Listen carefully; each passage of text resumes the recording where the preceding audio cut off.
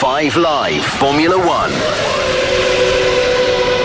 Hello and welcome back to Belgium. We are nestled in the Ardennes forest on the longest track on the calendar.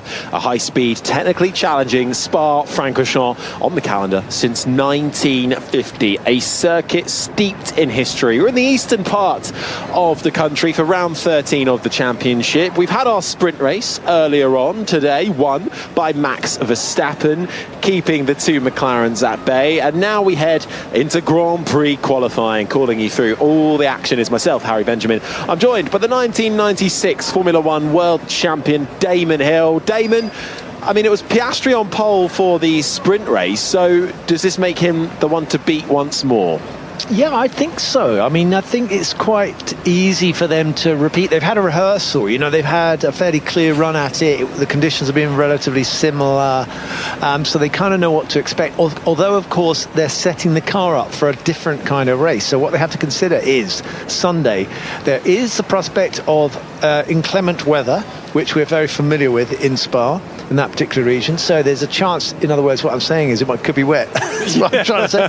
And so you've got to set the car up for the fastest likely conditions for the race. Slightly different to a 15-lap sprint, so it's 44 laps. So they're probably going to have pit stop, tyre changes and so forth, even if it's wet or dry.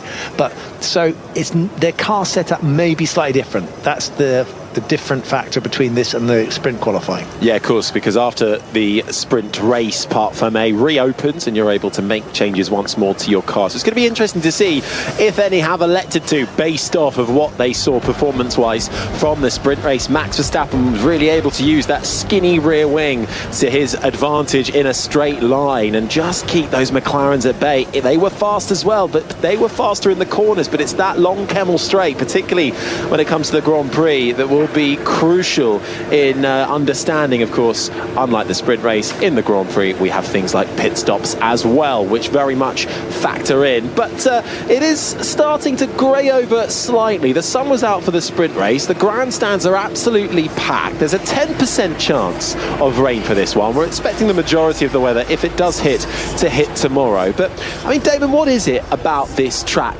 that everyone goes crazy for? It's steeped in history, obviously, but in terms of the actual layout, why do we love it so much? Well, I think it was I heard that Lewis Hamilton was saying that it's like you're actually going somewhere rather than just going round in little circles and coming back. So you do really travel quite a long way. You go from one side of the valley to the other side of the valley, you turn around, you go wiggle through another bit of the valley and then back up to the hill to La Source again. So long track, and you've got undulation, you've got elevation change. These are the things that they were actually legislated out after Imola. A lot of the fateful 94 race, a lot of things that created danger were removed from circuit design, and so we've got another circuit here that's traditional in the sense that it might not get a license to be built today. You can imagine cutting a swathe through the Ardennes forest to build a Formula One track would not be met with much appreciation from the Green Lobby perhaps, or locals and so forth. So we're lucky to have this one. I nearly crashed. Yeah, copy, saw that. That was Fernando Alonso in the Aston Martin a few moments ago in the pit lane, with the Haas of Oliver Behrman coming out rather sharply in front of him. We'll see if the stewards pick up on that one, and they won't be too pleased. That is a bit of an unsafe release from the Haas team, who are buoyed at the moment with both cars finishing in the points in the sprint earlier. But we're just then a few moments away from getting the green light on at the end of the pit lane to kick off the first part of qualifying. So a good time then to say good afternoon once more from the 5 Live Race Centre. Andrew Benson, what more can you enlighten us with? Well, I think obviously one of the questions that arose after the sprint race is, would McLaren, or could McLaren, change their car setup to avoid radio coming up? Yeah, mate, had to brake as hard as I could, and I nearly got it. Yeah, that's Alonso just explaining the Behrman situation in the pit lane. having a good old stir, as Fernando always does.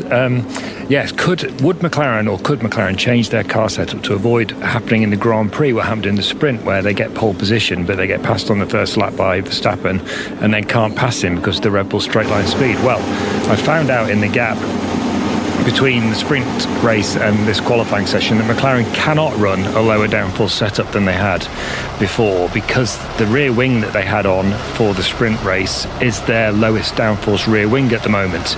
So they're kind of stuck with that setup. Now, they probably wouldn't want to have changed it anyway because it's going to rain tomorrow.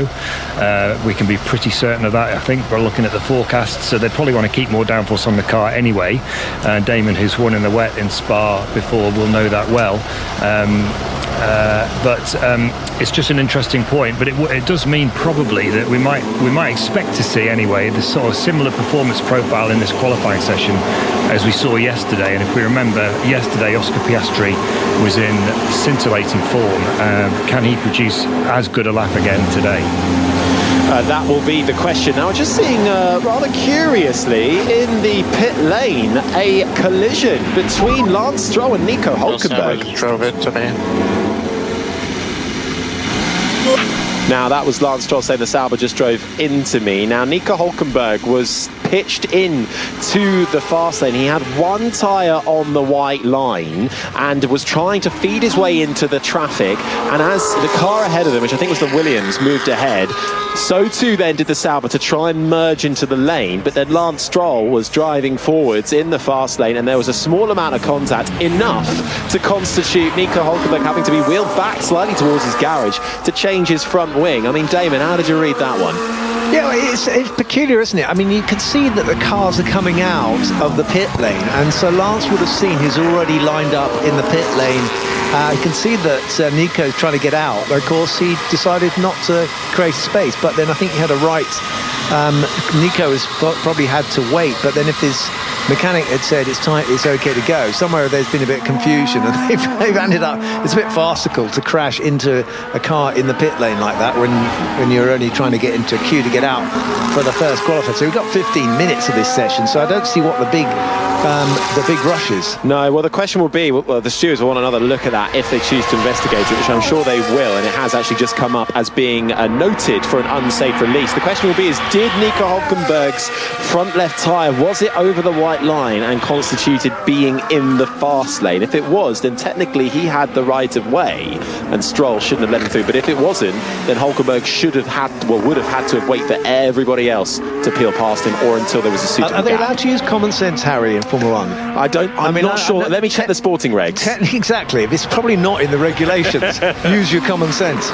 No, so we'll see on that one. That's been noted. And also that pit lane incident involving Behrman and Fernando Alonso for an unsafe release, that's been dismissed. So we won't have any more on it. But we've got cars out on track now. Q1 is underway. 14 minutes and 49 seconds remain. Everybody who has gone out so far is on the soft tyre, bar Franco Colapinto, who's actually been using quite a lot of his soft tyres so far. Went out in practice on them and used them in the sprint race as well. Get one less set of the tyre allocation across the sprint weekend because we have less practice time. So that is how the tyre situation lies at the moment. Still waiting for the two Red Bulls and the two Mercedes to emerge from the pit lane, but out laps in full flow, and Carlos Sainz is out there on the track making his way to the double left-hander of Pouron at the moment. Good start for Carlos Sainz today, bagged some points in the sprint race, but now the big points are up for grabs on Sunday, and this is half the battle of getting there in qualifying this afternoon. Yeah, yesterday morning he had a little bit of one of those starts the weekend that you don't want to have, when he went out and his car would accelerate. It was being told not to rev, and he had to get back to the pits on tick over, and you just, at times like that, you think, oh no, it's one of those weekends where I'm going to be set back by technical issues. But he did a great job for qualifying and managed to hold on during the sprint, and now we're seeing him attacking the track, looking quite confident with his car very early on in the session.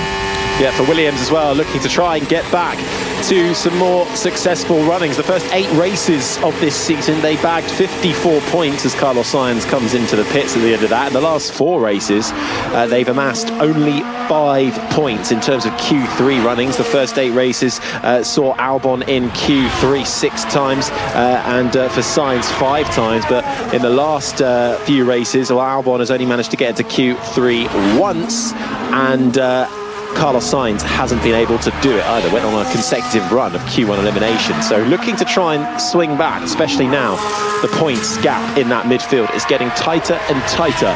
Word from the stewards now. Hülkenberg and Stroll, that unsafe release will be investigated after the session. So there will be a bit of a cloud over Nico Hülkenberg and Lance Stroll's qualifying positions until that is rectified. But first laps on the board now, early stages in Q1. It's the 2 McLarens with the only lap times. It's a 1:41.9 from Oscar Piastri, who broke the Belgian lap record yesterday with his sprint qualifying, and Lando Norris behind, a 1:42.0. Oscar Piastri said this is his favourite track, and it feels like that's really showing. Did you have a favourite track when you were racing? Did it give you a little edge? Did you feel like it? Well, I don't know about a favourite, but I definitely look forward to Spa. I definitely look forward to this track. So, some circuits didn't quite give you the same buzz to race on, but this one definitely does. As we were explaining before, you got these huge elevation changes in the famous Eau Rouge at Aradion corner and going down to Pujon. Pujon used to give you the sensation that the name suggests. It's quite scary, and it's a long, very fast corner, and you just hope that nothing breaks as you go around it. It's a 102-metre difference between the highest part of this circuit and the lowest part of the circuit. That's taller than Big Ben, apparently. That just gives you an idea of the elevation change. Actually, amazing. Just Big Ben is the bell, isn't it? Yeah. You mean what is it called? The tower? Well, the Elizabeth Tower is technically what it's called. Yes. I'm such pedant. Sorry. But Oscar Piastri did a good video on his Instagram coming into this weekend where he was running an F4 car simulation. He stopped at what is now known as the Jackie X curve, the left-hander of turn 9, and shifted the camera and was like, when you're in the car as a driver at this point of the circuit, you can see the bus stop chicane, and it looks like it's miles away, massively downhill, but obviously in an F1 car, well, you're there in a split second. It is amazing. Yeah, you actually, racing, literally, obviously racing through the Ardennes forest, and you go from one hill top to another. It is a wonderful feeling as we were actually watching an onboard shot of Verstappen coming to the place that we were talking about as he gets to the top of the hill at I forget the name of that one now. At the end of the Kemmel Straight into Les Combes. Les Combes, yeah, that's right. Oh, Les Combes. And now we're coming down this hairpin, this long hairpin called Rivage, and that corner goes on forever. And this is the corner that used to be called the corner with no name. And that's where you get the view. So you come out of that corner and you can see all the way across the valley, all the way to the pits, which seem, well, they are a mile away, isn't it? Probably a mile and a half. Max Verstappen then makes his way through the double left-hander of Pujon. Bit of traffic ahead, though, for Max Verstappen in the form of Charles Leclerc's Ferrari and one of the Saubers, but they get out of the way. This is Max Verstappen's first flying attempt. He did put a wheel on a bit of the gravel coming out of what is now known as the Jackie X curve, the previous corner with no name. Yes, it has got a name now. Yes, they've given it to Jackie. And quite right, too. I think apparently it was called Speaker's Corner, I've told, because there used to be a tannoy there, basically, well, that's in where the Hyde commentary Park, as were. we know, so that's all wrong. I think with Jackie X is the one that's going to stick. I think so. We'll allow that one. Of course, an 8-time winner in Formula 1, Le Mans winner as well, Jackie X, one of the most decorated Belgian Formula 1 drivers and drivers in general, as Max Verstappen finishes his lap and puts himself second, a 1:42.0. So track starting to ramp up, and actually what we saw yesterday in particular, Damon, in sprint qualifying, right at the end of SQ2, where Oscar Piastri nearly found himself knocked out, is the grip from the track ramped up massively. So we might get that again. Well, I mean, can just see from this first run, it's Piastri's lap time is a second and a half slower. So that shows you. I mean, I'm sure he was trying. He doesn't need to give it everything. As we speak, Piastri's lap time has been beaten by Liam Lawson, which gives you some indication that the track is, or the performances of the runs so far, are well below what they're capable of. I think also ones to watch outside of the big contenders will be the two Haas cars in this qualifying. Ollie Bearman is just about to come to the line now. The British rookie, the 20-year-old, puts his Haas up in third, just behind Alex Albon's Williams. But Haas running very skinny rear wing, going for that low downforce setting. They were mighty along the straight, the Kemmel straight in particular, in the sprint race. Really, the signs of the Williams signs really struggled to get past him during that sprint race. So they're hoping for another top 10 qualifying across this weekend. But the Williams and the Racing Bulls have looked quick as well. In terms of the Constructors' Championship, that midfield is separated by literally a handful of points. Williams sit at the top of it in 5th with 62 points to their name. Then it's Sauber, 41. Then there's 4 points back to Racing Bulls, 1 point back to Aston Martin, 1 point back to Haas. So that's how tight it is in that midfield.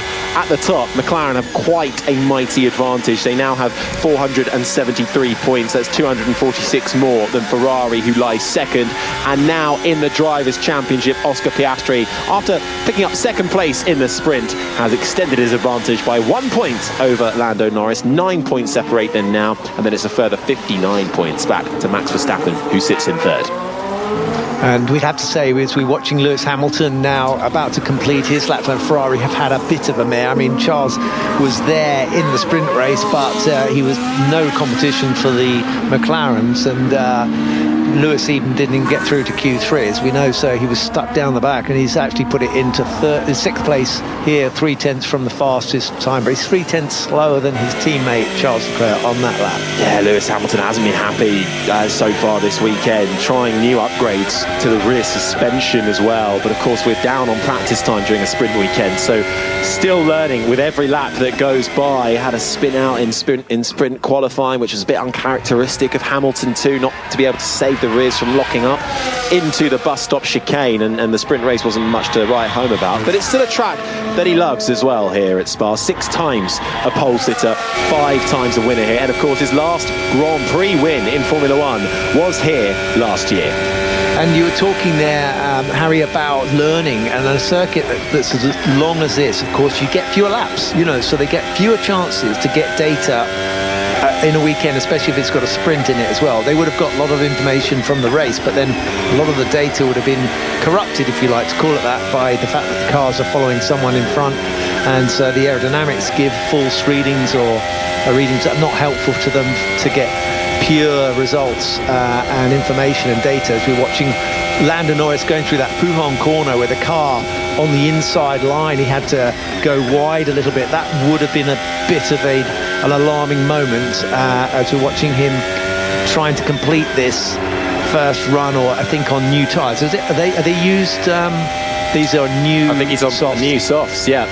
So Lando Norris fastest of anybody in the middle sector. We've got 5 minutes and 40 seconds left. Charles Leclerc is the quickest man out there at the moment. Then comes Sainz, 0.5 of a second between them. Lawson, Albon, Bearman, the top 5. Hamilton, Piastri, Verstappen, the top 8. Then comes Norris, but this should improve on this lap around. Gasly currently the top 10. Let's just see where this puts Lando Norris. Piastri's out on another lap now, but is not finding time. Norris to the top.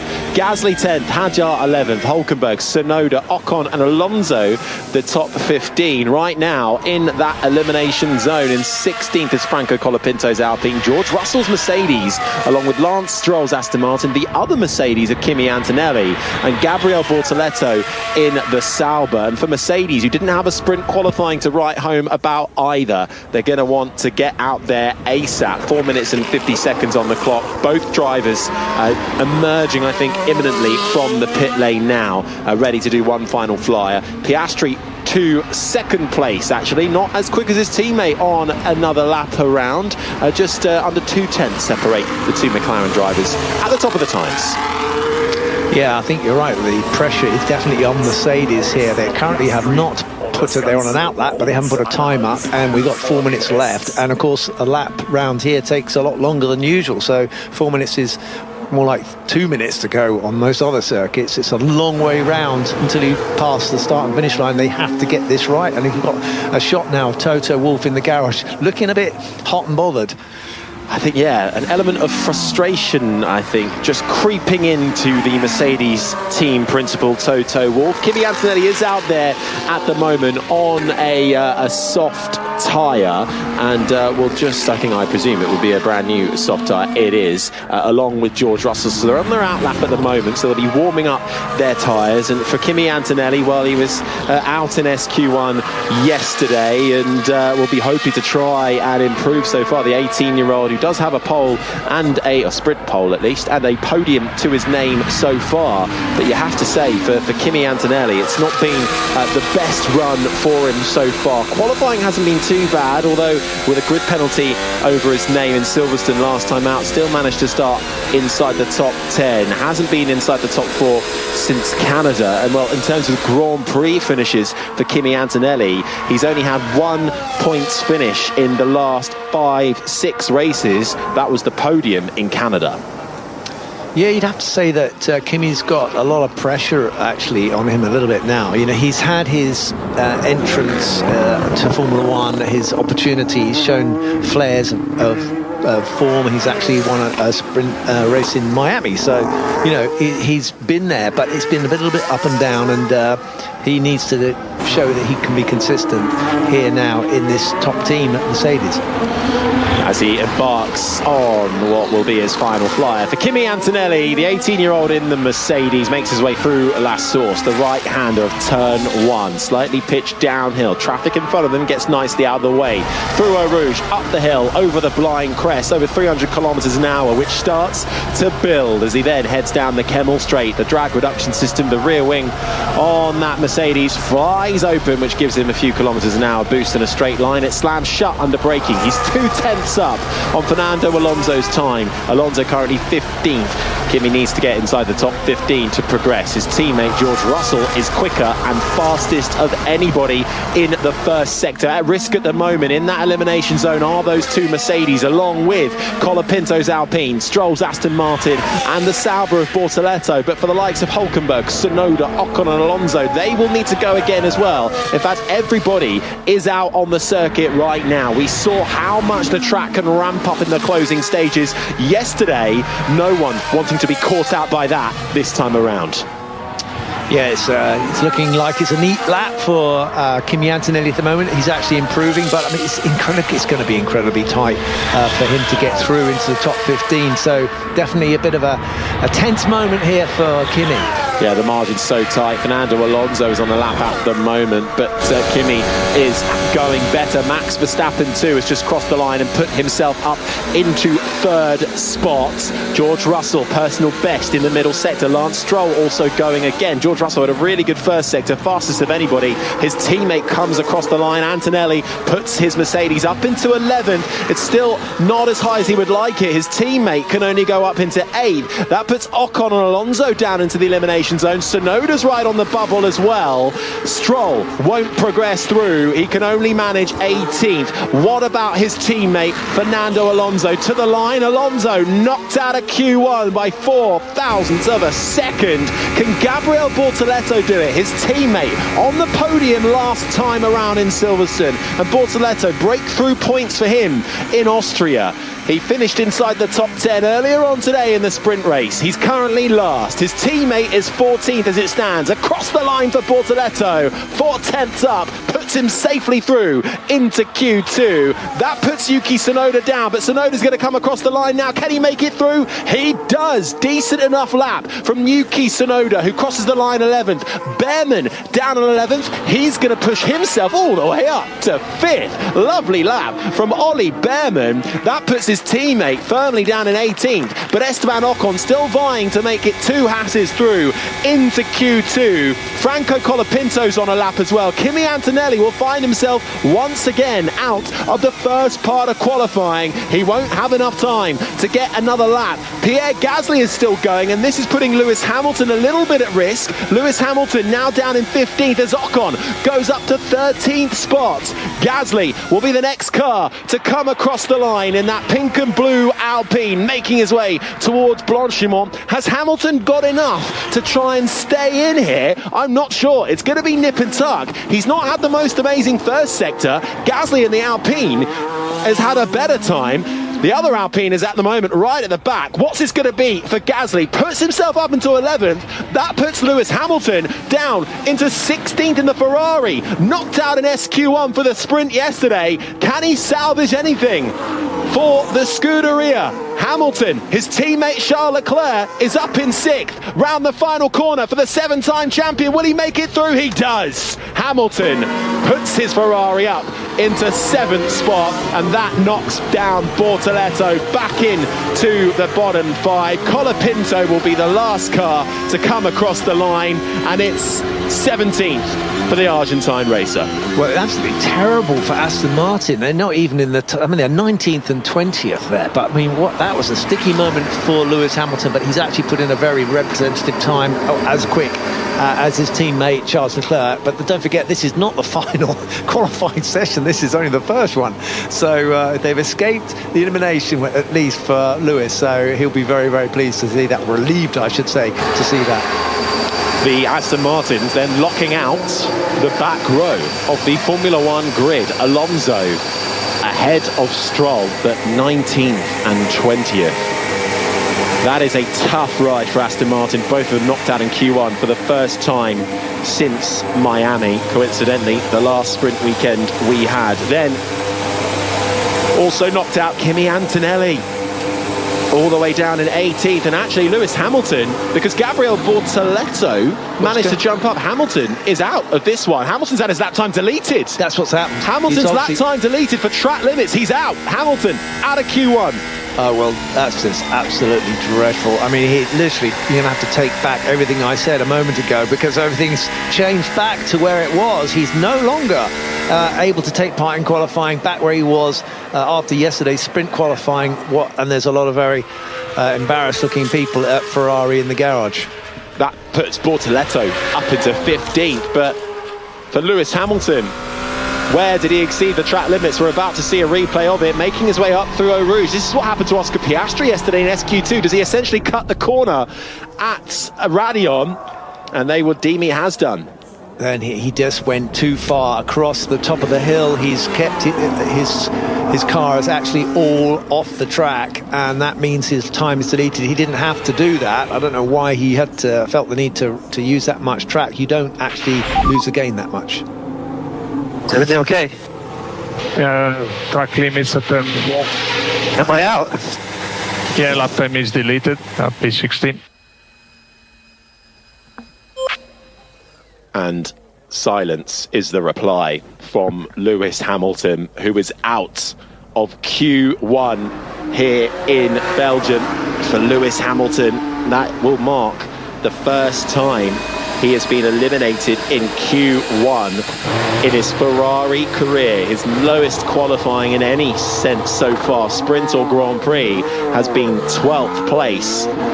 So for Lewis Hamilton, he will have a long Sunday afternoon, 44 laps, which he will start, pending any penalties, from 16th spot. Bortoleto's made it through. Hamilton lost his lap time. Oh, yes. Well, and that has safely put two Saubers through into Q2. So that's Gabriel Bortoleto breathing a slight sigh of relief there. Yeah, sadly, in this game, someone's loss is your gain. Not always, but in that particular instance, it is for Bortoleto, who had done very well in the sprint qualifying. So it was he's escaped the cull in this time, but he won't be too pleased with the pace. The pace is definitely upped a little bit, and you're getting more of the regular front runners appearing to be quicker as we get through to the real meat of the weekend, which is qualifying for the main Grand Prix.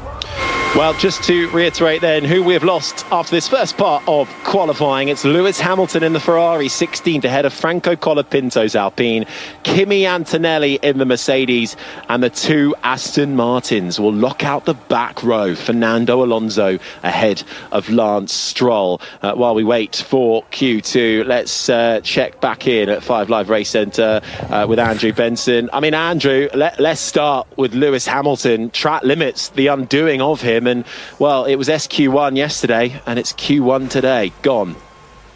Yeah, it's ironic, isn't it, that actually, you know, he's exceeded track limits at Radion. Okay, so he's banged to rights, he loses the lap, and therefore the first lap wasn't quick enough because the track had improved so much, but that wouldn't have gained him much time. So in terms of performance, it's actually a relatively encouraging lap for Hamilton.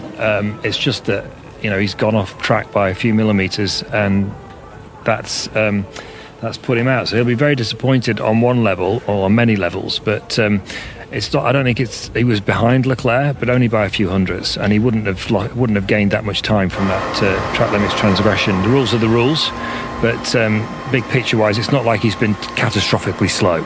I tell you what, though, he's still sat in the car, and he doesn't look like he's moving anytime soon. So I wonder if they're going to try and maybe find some sort of dispute for this and have a recheck, because he's still firmly sat in that car.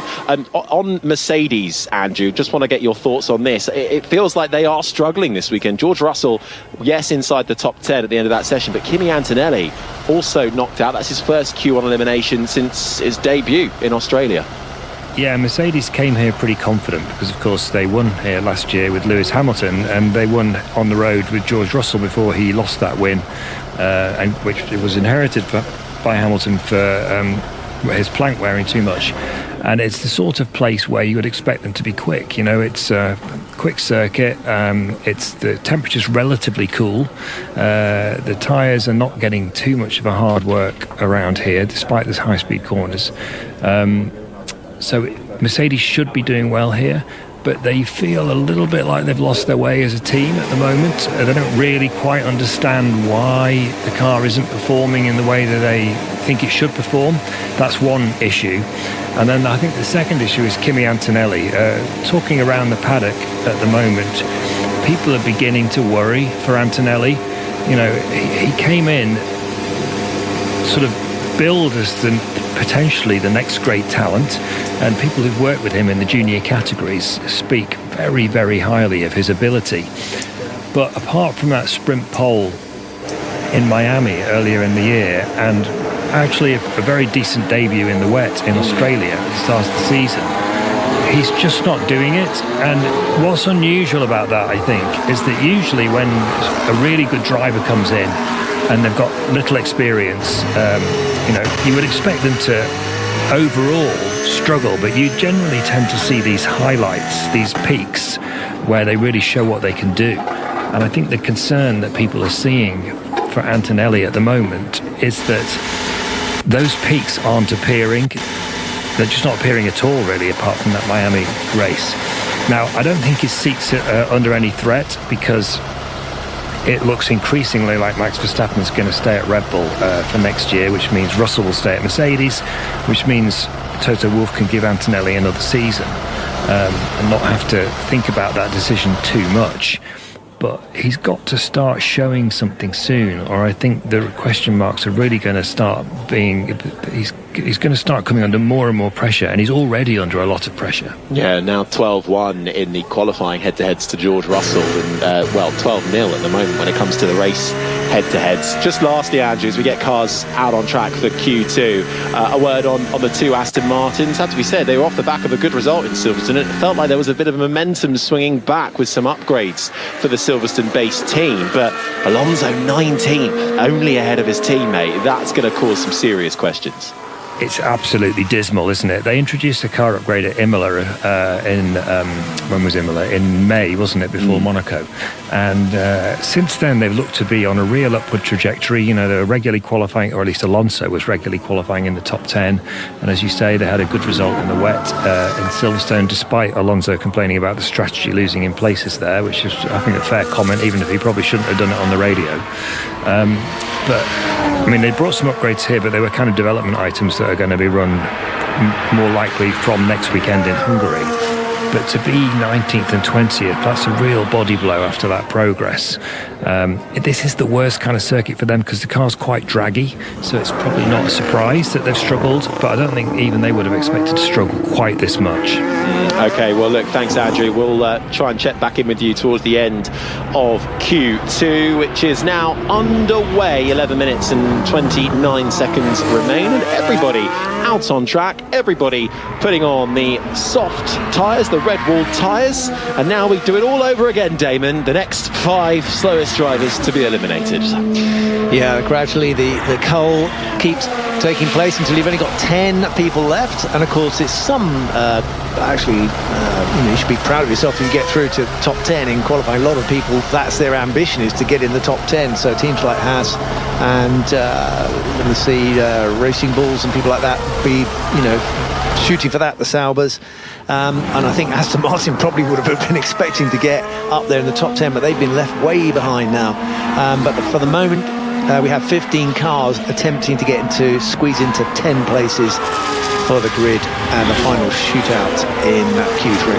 Yeah, Max Verstappen out there at the moment. Esteban Ocon running well in the Haas. So too his teammate Ollie Behrman. They're really springing a midfield rise. Sauber looking like they're a little bit on the back foot so far this weekend, but Gabriel Bortoleto just squeezing into Q2 to join his teammate Hulkenberg there at the expense of Lewis Hamilton, who after his final lap in Q1, even though that was enough to put him into the top 7, it was deleted due to track limits. So he went out in 16th with Colapinto, Antonelli's Mercedes and the 2 Aston Martins. So they are now gone as we get 10 minutes left on the clock for this next part of qualifying. Everybody from 11th place down to 15th at risk of elimination. First lap times coming through now. It's a 1:49.51 for Max Verstappen, who goes to the top of the table, with Yuki Tsunoda popping up behind him with a 1:41.2 and now embarking, I think, on a slightly better lap. Let's hope. Ocon slotting in to 3rd behind him. But so far, those are the early lap times, and we await the McLaren duo, and we expect them to be strong. It was Oscar Piastri on pole for the sprint today. Yeah, and interestingly, we're just watching the first sector times come up for the 2 McLarens. Oscar Piastri had the purple sector in the middle, but now it's Lando Norris has the purple sector in the middle, and Piastri is coming up to cross the line now. Let's see what time he produces. Very close to his quickest time of yesterday of 40.6, which was the fastest ever lap round. So this is actually the second fastest ever lap, I think. And Norris is behind him, but only by, as usual, what, a hundredth of a second, a tenth of a second? Yeah, just less than a tenth of a second. Nothing between the 2 McLaren drivers, but that's almost the norm that we're seeing in Formula One at the moment. Fine margins in this 2025 season. Yeah, well, it was the 6/10 yesterday between. Well, actually, yeah, very good point. Well, that was yesterday, but that was that. So I think that was an anomaly. It's a difficult word to say, but I can just about manage it. As we're watching Charles Leclerc, let's see what Ferrari have got, what they can do with their final remaining car in qualifying.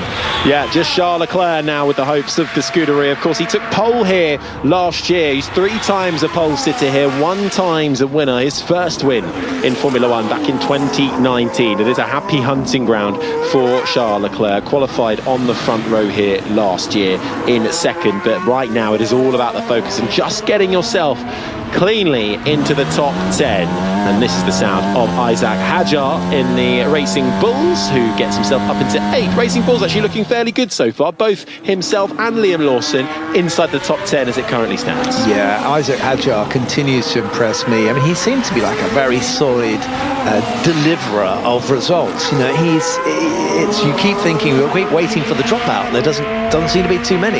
He's delivered this year in his first season of Formula One brilliantly. Talk of rookies, Ollie Behrman is another one. That's the sound you're hearing right now through the left-hander of Pouon. Are we going to have a moment? We are. So Ollie Behrman onto the curb and has a big snap. Yeah, so I was talking about this corner earlier, wasn't I? And we're now watching Ollie Behrman. He gets a little bit too wide in the middle section and then gets on the curb. And, of course, that lifts the car off the ground. The downforce goes, and he had a bit of what we call a tank slapper. If that was a motorbike, that's what we call a tank slapper. The car wiggles and goes one way and then tries to snap round the other way, but he managed to hold on to it. But it would have been definitely a wake-up moment there for Ollie Behrman. Well, 3 Grand Prix point scores so far. Picked up points in the F1 sprint earlier on today for Ollie Behrman, so that will give him a bit of confidence. Hasn't scored any points up until that moment. We have to go all the way back to Bahrain for that one. He was on a bit of a run then, and since, well, he's had 3 11th place finishes. Probably the most frustrating place to finish in if you're in that midfield. Yeah, no points for 11th, unfortunately. So, this is what it's all about. It is about collecting the points. The points actually are the objective in this game of Formula One. Winning races and scoring lots of points. That is the measure of of your career success.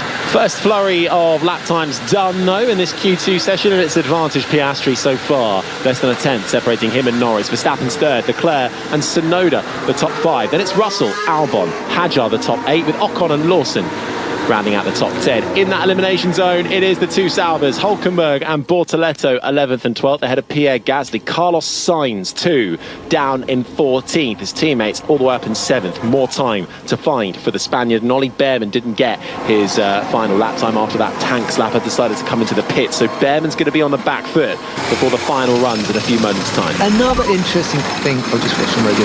Honestly, I don't think there's much more than this lap. It was a really good lap. Yeah, it looked really good. You know, I was going to say, actually, that was Charles Leclerc talking about the lap time he did, which was only a tenth or so slower than Max Verstappen. So I was going to say exactly that. So I'm glad he said it, because I was feeling that must have been a pretty good lap. So we got some representative times from the top 4 at least. But I must say, Yuki Tsunoda has put in a very good time, only 3/10 off of Max's time. Now that's looking decent, healthy, and you do have to wonder with the change in management at Red Bull, whether or not this is going to be a trend or whether it's just a lucky lap there from Yuki. We'll see how things develop. Well, for Yuki Tsunoda, you have to say, you look on previous form round here, and it's not good for Yuki Tsunoda. His best qualifying here, bearing in mind, of course, he's not had the opportunity of being in a top team. Qualified 11th in 2023, his best result. Finished once in the points.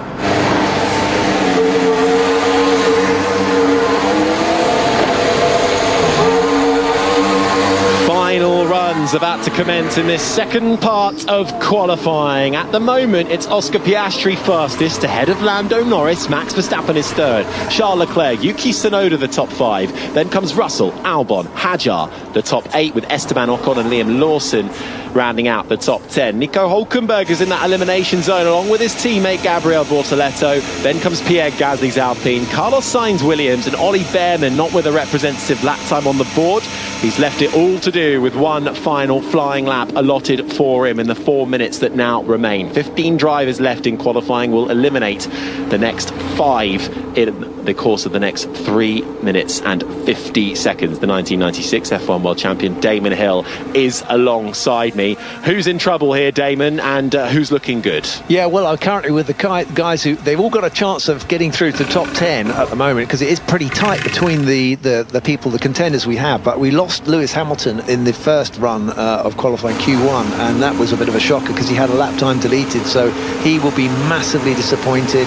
And so Ferrari only have one car. Charles Leclerc has done the best he thinks he can do for the moment, but he's going to be probably safe through to Q3. But the guys fighting it out are the Saubers, Hülkenberg and Bortoleto, and Ollie Behrman has got massive pressure on him because he hasn't got a time up yet. Yeah, worth reiterating, Lewis Hamilton out of qualifying early doors in Q1, 16th after his lap time was deleted. Also, Kimi Antonelli with another poor performance in his Mercedes. Oh, man. Yeah, some people need bigger mirrors. A lot of people need bigger mirrors, apparently.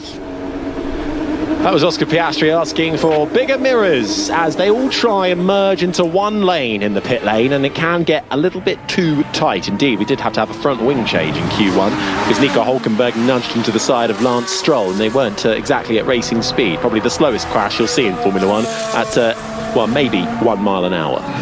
I do wonder about the point of complaining, really, actually, sometimes. But there is a way to encourage. If you don't mention someone's name, then of course then you're just having a moan. Because if you do mention a name and they penalise the driver that you've called out, then of course that can be of value to teams. You've got teams within fighting for constructors points, within plus or minus 2 points. If you can get a penalisation of, is that a word, penalisation? We'll go with it. You can penalise a fellow competitor who's in that close fight, then it can be worth a lot of money to the team. Well, it's essentially a driver telling the headmaster on their classmate and trying to get them a detention for something they've done wrong. You'd never do that, Harry, would you? No. You don't look like the sort of person that would do that. No, I was a goody two-shoes. But Formula One drivers, as you might know, Damon, aren't always goody two-shoes, I would say. But we are into the final minute and a half of this second part of qualifying. This is the fight to get inside the top 10.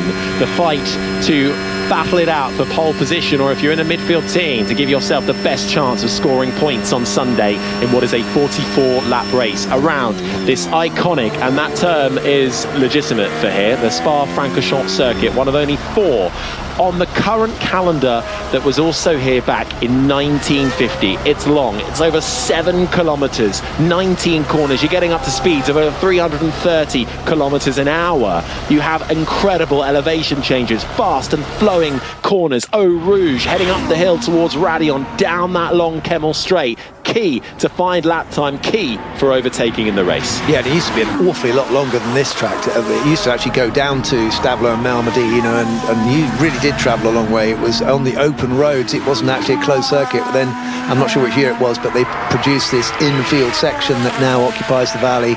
And we're watching Pierre Gasly trying to complete his lap time. He's currently outside the top 10. He has to find good, I would say, half a second to make it through to Q3. Well, Pierre Gasly so far off the back of some fairly decent, you have to say, qualifying results for Pierre Gasly in the top 10 in the last 2 consecutive times. Can he make it? 3 consecutive top 10 starts. At the moment, he's put his Alpine up into 9th, but we've seen how quickly this track can ramp up as the clock chimes down to 0. Final laps then as the checkered flag is out for Q2. Hadjar up into 6th. What about the 2 Saubers? Nico Hulkenberg, the man on the podium in Silverstone last time out qualified by teammate and rookie Gabriel Bortoleto, who shoots up into 7th. At the moment, at risk is Ocon. Hulkenberg's out of this one. Lawson, Sainz and Ollie Behrman all need better lap times. George Russell is the sound you're listening to now, currently down in 8th spot. Mercedes are struggling this weekend. It feels like they've lost their way slightly. He's a little bit down in the middle sector, but has he done enough to improve? He puts himself up into 6th behind Yuki Tsunoda, who's running well at the moment. He's got one final lap to do. It's not exactly lighting up the times. Carlos Sainz will not make it through into Q3. He is knocked out down in 14th. That puts Gasly out as well into 11th. The 2 Haas cars absolutely flying, especially in the hands of the Frenchman Esteban Ocon. Fastest of anybody in the first sector. Is he going to make this a bad day for Williams? Because it's Alex Albon who currently occupies 10th spot, and he has not been able to improve. Ocon could well put 2 Williams out here in Q2. Just the bus stop chicane to navigate for Esteban Ocon, the Frenchman, out of the final corner, who scored in the top 5 in the sprint earlier. No, he is denied. He could only manage 11th. Can his teammate do it? Behrman next across the line? No, the British rookie can't do it either. He slots in behind his teammate down in 12th. Albon lives to fight another day, and that, before you know it, is the second part of qualifying done. Out goes Esteban Ocon and Ollie Behrman in the Haas cars, 11th and 12th, along with the Alpine of Pierre Gasly, Nico Hulkenberg 14th, and Carlos Sainz. He will be disappointed to be last of the runners in this session in 15th. Yeah, so it's really showing up that that once you've got the cars set up, or these teams set up for a Grand Prix, there's a difference in form between the guys who typically don't make it through the Q3, and now those people have not made it through. The Hasses and also the Alpine seem to be finding it more difficult in a longer race setup trim. Carlos Sainz has not reached Q3 in any of the last 5 Grand Prix, and that will continue onwards.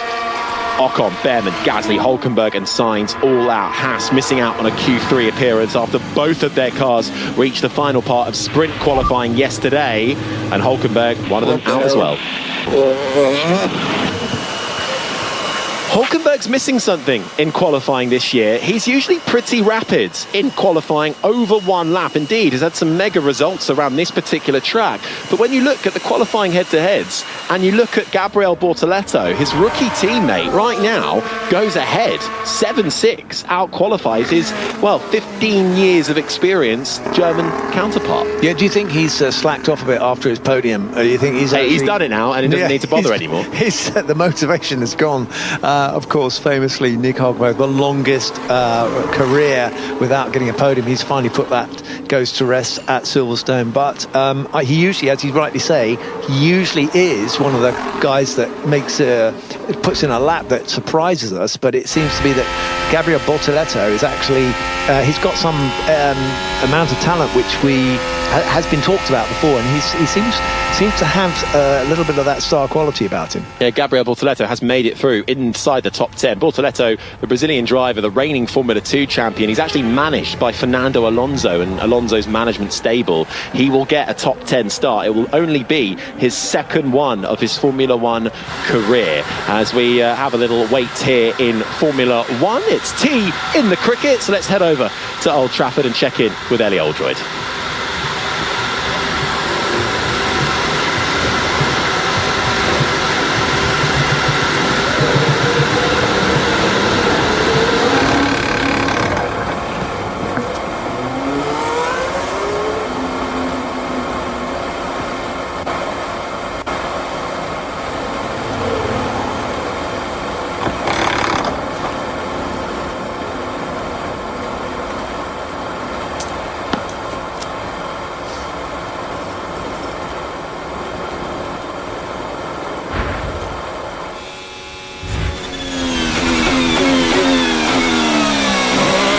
Okay, thank you, Ellie, very much. Old Trafford. Continued coverage of day 4 of the 4th test is over on 5 Sports Extra. We'll continue to bring you updates of that right here on 5 Live. You're listening to qualifying for the Belgian Grand Prix, the 13th round of the Formula 1 World Championship. We have already lost Lewis Hamilton in his Ferrari down in 16th. The other big name to go, Kimi Antonelli in the Mercedes 18th. The 2 Aston Martins of Alonso and Lance Stroll right at the back of the pack. In this middle part of qualifying Q2, we've lost the 2 Haas cars of Esteban Ocon and Ollie Behrman, 11th and 12th, ahead of Pierre Gasly. Nico Hulkenberg frustrated to find himself out of Q2 in 14th, along with Carlos Sainz in the Williams. You can see, though, that Williams car, and indeed, this highlights how close the times are.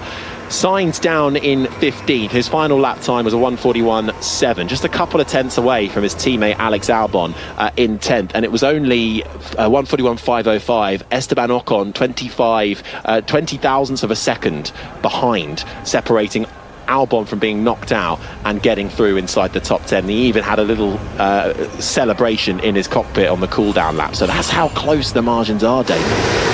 Yeah, it's been getting closer and closer, hasn't it? I mean, we're getting towards the end of this development on this these configurations of these Formula 1 cars, and everyone's learning from everyone else. They're copying what other teams are doing. They're really struggling to find massive gains. The guys at the front, there's no one's managed to made a massive breakthrough, except you'd have to say for McLaren, who are doing something that no one else is doing, providing the drivers with a car they can race with and also qualify with. The exception being the Red Bull, who seem to be just hanging on by their fingertips with Max Verstappen. But it's very, very difficult to extract more time out of these cars. So the pack has closed up. But of course, next year, that's all going to change as they throw all these cars in the museum. And the regulations for next year are to have completely new cars. And nobody knows what the result of that will be. Left in this Q3 session, the 2 McLarens of Piastri and Norris, the 2 Red Bulls of Max Verstappen and Yuki Tsunoda. We haven't said that in a while. You've got to go all the way back to Miami, which was 6 races ago, where Yuki Tsunoda, that second Red Bull car, was inside the top 10. It's been a good run so far for the Japanese driver. We've got the sole remaining Mercedes of George Russell, the sole remaining Ferrari of Charles Leclerc, 2 Racing Bulls, Hadjar and Lawson both up there, the Williams of Albon, and the Sauber of Gabriel Bortoleto, who was out in Q1, was saved by the elimination of Lewis Hamilton's lap time, and now finds himself vying for a top 10 position. It's been a roller coaster for the Brazilian. Yeah, well, it's I think, as I was trying to say, it's actually positive. It's mostly positive things. He keeps popping things in that make you think, well, that's pretty good, isn't it? You know, it's little surprise things like that make a driver stand out. I just want to make this point that actually Red Bull have brought some upgrades to the car, and Yuki, I don't think, has them on. So Max has got the upgraded. Correct me if Andrew might be able to correct me if I'm wrong there, but I think he hasn't got the upgrades that Max has. So he's done a pretty good job so far. Yeah, with Red Bull bringing a new front wing and some other bits and bobs to the front suspension and rear corner of that car too. Of course, everybody, trying to have a low downforce setup, a skinny rear wing, shaving off a bit of carbon fibre to reduce the drag and make you quicker in a straight line, because we have a hugely long straight, the Kemmel straight, where you're going over 700 metres, 330 plus kilometres an hour before you slam on the brakes. It's a DRS zone as well, the drag reduction system. So in the Grand Prix, it's a prime overtaking opportunity. But if you're quick in a straight line, well, you stand a good chance of holding on to your position. Yeah, so we're going to watch now whether or not Max has got one of these stunning laps up his sleeve that can actually depose the McLaren, or I'm thinking Oscar Piastri, but then of course I don't think we've seen the best of Lando yet. He did a better job just in that last session. So, but talking about the championship, you know, I think Lando has to put in a stunning first run. I think this is important now. It's a game of chess, it's a game of psychology, and I think Oscar has looked very confident, and I think Lando has been slightly having to work really hard to catch up or keep up. And he really does need to be on the front row for the start of this Grand Prix, this all-important Grand Prix, because he lost a point, you know, again, in the sprint. I know it's only a point, but as we said before, championships have been lost and won by half a point. So as we go into this fantastically exciting last 10 minutes of qualifying, they're going to get 2 runs, but you don't want to be hanging after your first run. You want to get a fantastic banker. It's worth taking quite a lot of risks on this first run. But it is so tricky, isn't it? You may well get 2 runs, as you say. You need to get almost that banker in as best as you can get it on that first lap, because while the track may well improve on a second lap around, more grip, more rubber laid down on the track, it's not always the case at every single circuit, in every single session. And as we saw with Lewis Hamilton, your first lap might not be good enough, and then when it comes to that second lap, it may well be there, but all it takes is to run slightly wide, and you then exceed track limits, and your lap time is gone, and it doesn't matter how good it is, you're out. You've got to look at it that you've only got 1 lap, and this is it, you know, Harry, because what can happen is you get someone goes off or something, and you don't get your last run in, or you get traffic or something like that. You know, it really is really important. There we're watching now Max going out on quite early on in the session. He's up at the front of the queue nearly, and putting in a lap. The track won't be at its best. It'll be at its best in the last 2 minutes of qualifying, but he's out there using up all of the road, using all the curbs without going off and getting his lap time deleted, as happened to Lewis Hamilton. But he will be very interested to see what Max's time is. Lando Norris has yet to go. He's only just gone through sector 1, and neither of them have put up the quickest first sector, but they obviously are putting in the fastest time. We were watching Max Verstappen.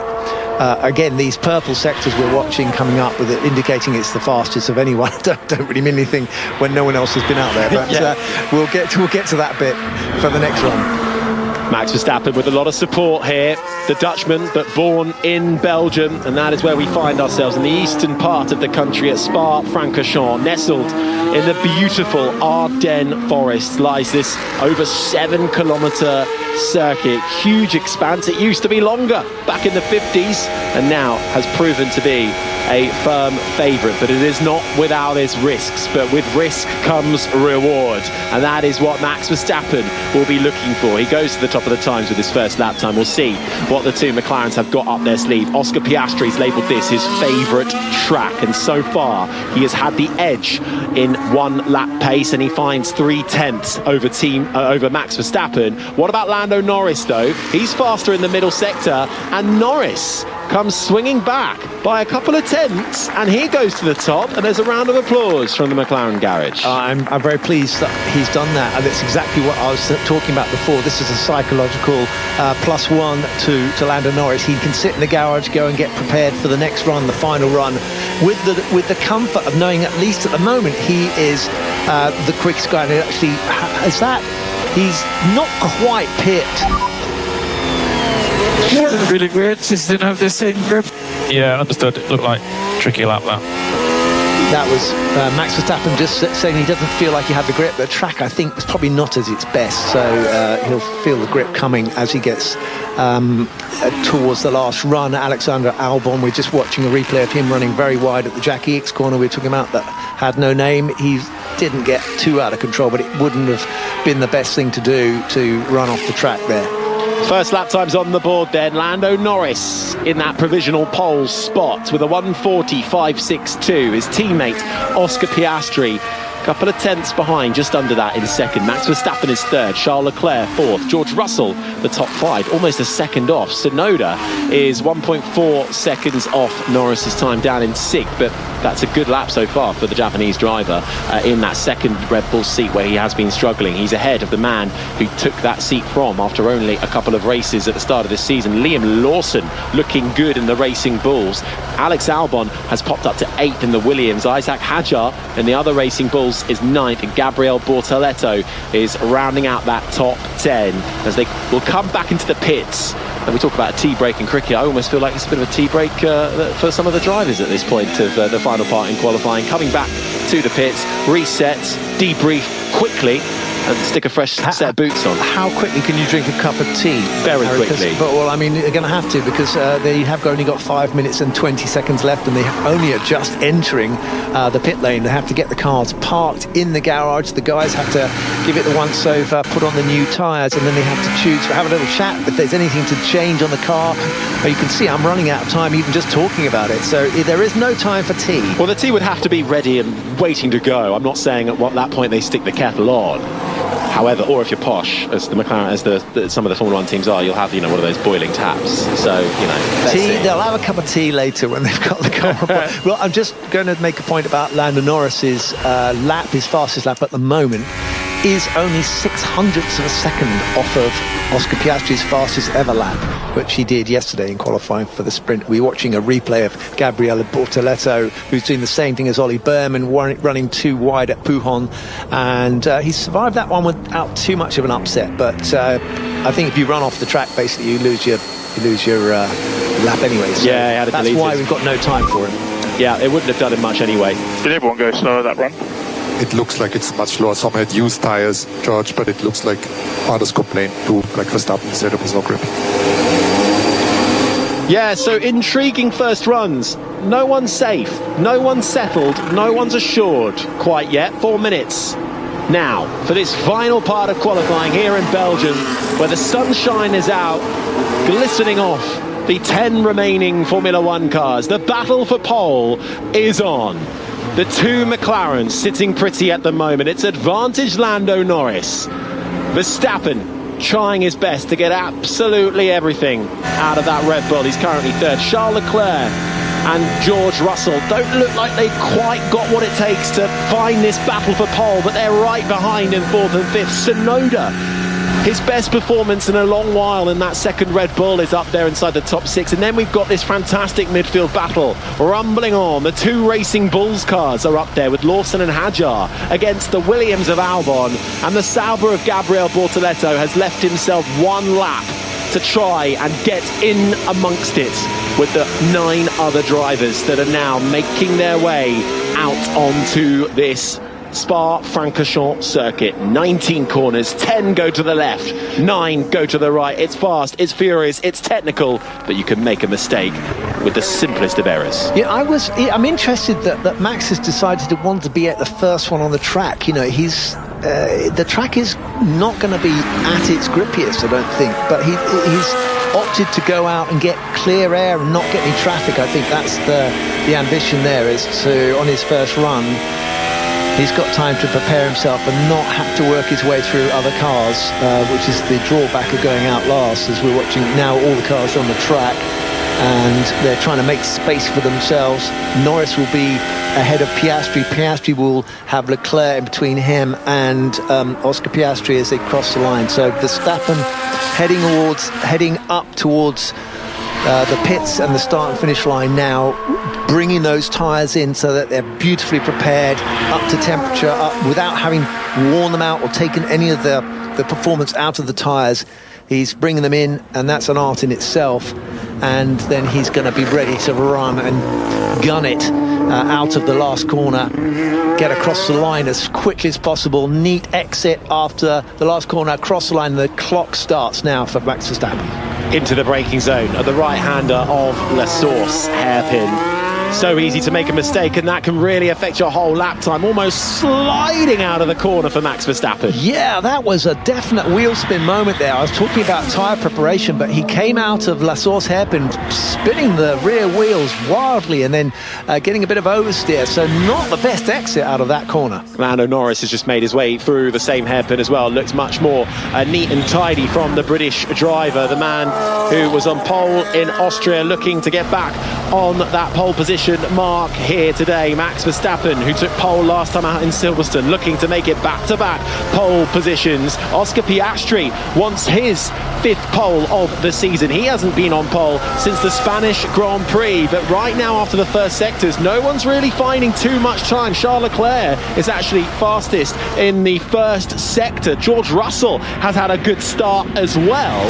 Norris slightly down on his own time. It's Norris who has provisional pole, so every benchmark time now is set against his previous lap time of a 1:45.62, but less than 30 seconds remain, and George Russell is fastest of anybody in the first sector. Russell leaving it late in the day with a mighty first sector. Can he continue it though? It's a long lap, so many chances to lose time. Max Verstappen a little better in the middle sector. Norris bounces back and has the best overall middle sector, but it's Verstappen who's going to come across the line now. I'm not sure he's done enough here. Out of the final corner from third, he stays third. Max Verstappen will not challenge for pole position here. Can Norris hold on to it? Can Oscar Piastri take it away? Isaac Hadjar in the Racing Bulls rockets up to 4th.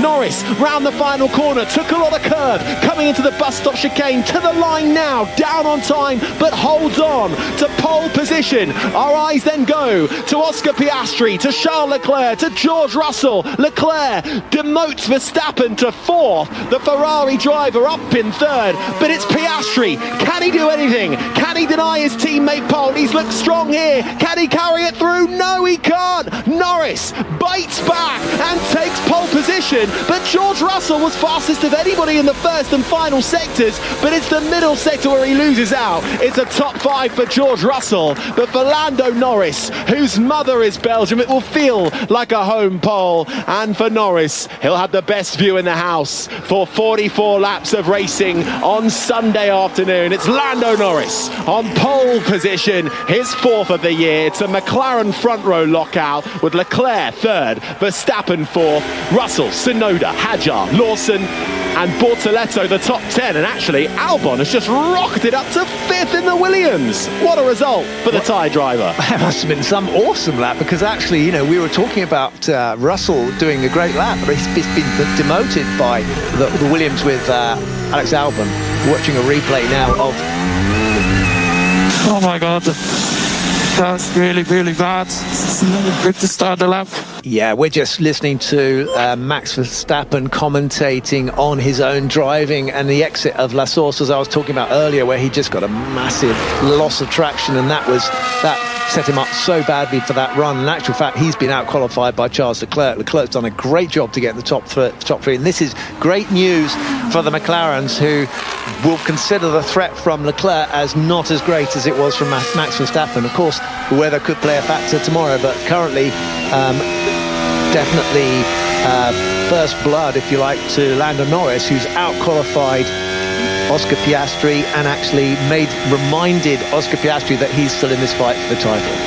Lando Norris made his FP1 debut here back in 2018 and then made tea for Fernando Alonso in the following session. He now returns sometime later, challenging for the title in a renewed McLaren team over the last 18 months. The reigning Constructors' champions looking to do the double, and Norris looking to get back to winning ways, and he'll be searching for a 5th Grand Prix win on Sunday and to try and close that gap to his teammate. Yeah, good job, brother. Thank you, guys.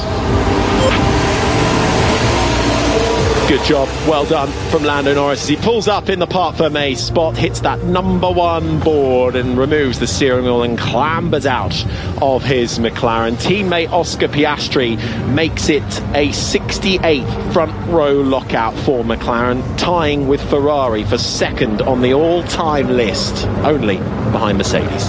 You know, it's very difficult for these two guys because it's not like one can get up and say to the other, well, you know, I'm way better than you are, or think that even, because there's nothing in it. You're talking hundredths of a second. The only thing that Oscar Piastri can do right now after being out-qualified by Lando Norris in the qualifying for the Grand Prix is to say, oh yeah, but you didn't get the fastest ever lap round Spa. I got that by, what, 800ths of a second from you, Lando. So, but there they are on the grid.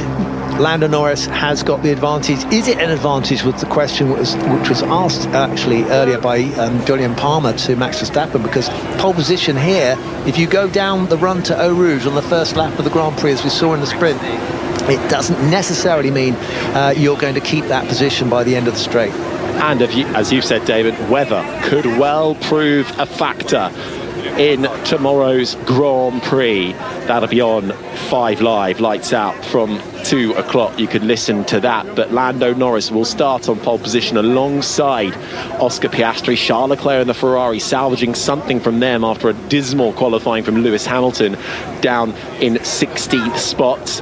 Max Verstappen in 4th with a good run of late for Yuki Tsunoda in 7th. So that run down to turn 1, Damon, that run down to the Kemmel Straight, how is it going to play out for you tomorrow? Predictions, please. Well, I just think that the advantage is the guy who's behind going through Eau Rouge rather than the guy who's in front. That's the big conundrum here. You know, you have to defend very, very well and cleverly, because you can't be silly. You know, you can't just weave all across the track. That's against the rules. But so a lot to think about. You know, if you can get a really excellent start and get through La Source hairpin cleanly and get on the gas earlier. I mean, you saw Max trying to put the power down too soon, or too much power down too soon after in qualifying. That can lose you grip, and then you're sitting dark. So it's really very interesting to see what's going to happen tomorrow. Well, look, you'll have to join us for it. As I say, we'll be on 5 Live for it. Lights out around 2 o'clock in the afternoon. Thank you very much, Damon. It will be Lando Norris on pole position, a front row lockout with Oscar Piastri alongside him. Looking forward to this one, Steve, with a nice bit of weather surrounding us as well. But I think the crucial question that I want to ask, and we'll be debriefing all of this qualifying in our Checkered Flag podcast, by the way, which will be on BBC Sounds a little later on. But Steve, I heard you're with us in Budapest next time out. Have you booked the restaurant for Thursday yet? Oh, is that on me, is it? Is that what happens when you're the newbie with the team? Absolutely, and I quite like I quite like tapas. I'm good for Italian as well, or local, bit of goulash. Yeah, so I just assumed you'd be rolling out the red carpet for me. I thought that's how it worked, but no. Other way round, Steve. Oh, that's unfortunate. Oh well, I'll get working on that, Harry. All right. Top work. Nice one, guys. Lovely stuff. Thank you very much indeed. Yes, this is probably a good time to mention it. So next Sunday, 5 Live Sport will come to you live from the Hungarian Grand Prix. So I'll be there with the rest of the team. That'll be great fun. We'll be there from Thursday doing programmes for 5 Live Sport. So Thursday night, bit on Friday, bit on Saturday, and then the full day there from Sunday. That'll be brilliant. So right now on 5 Sports Extra...